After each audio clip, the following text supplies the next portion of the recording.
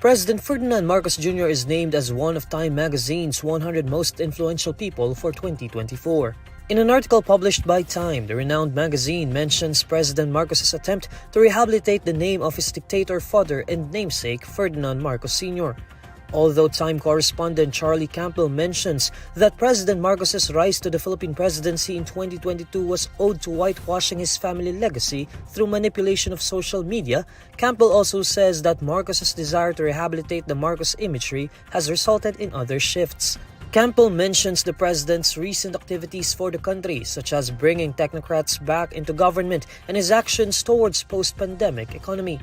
Campbell also mentions the president's firm stance against Chinese aggression in the disputed South China Sea. The article, however, also mentions that problems still persist in the country, such as extrajudicial killings and the attack on journalists.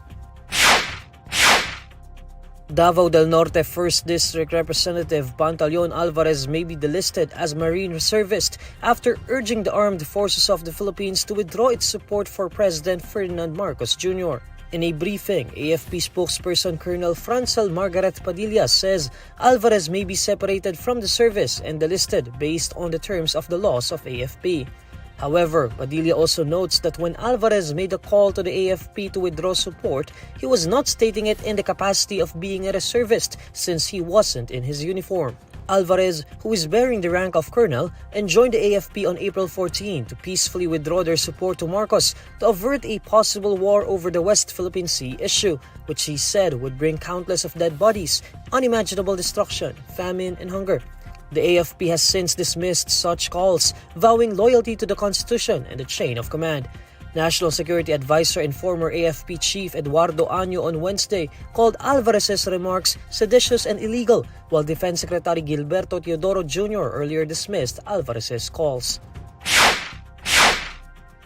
The National Grid Corporation of the Philippines raises red and yellow alerts in Luzon and Visayas for the third straight day today, April 18, due to the unavailability of several power plants. In an advisory, NGCP says a red alert status will be up in the Luzon grid from 3 p.m. to 4 p.m. and 8 p.m. to 10 p.m. Before that, Luzon grid will be under yellow alert from 1 p.m. to 3 p.m., 4 p.m. to 8 p.m., and from 10 to 11 p.m. Meanwhile, the Visayas grid will be on yellow alert from 1 p.m. to 9 p.m. A red alert status is issued when the power supply is insufficient to meet consumer demand and the transmission grid's regulating requirement.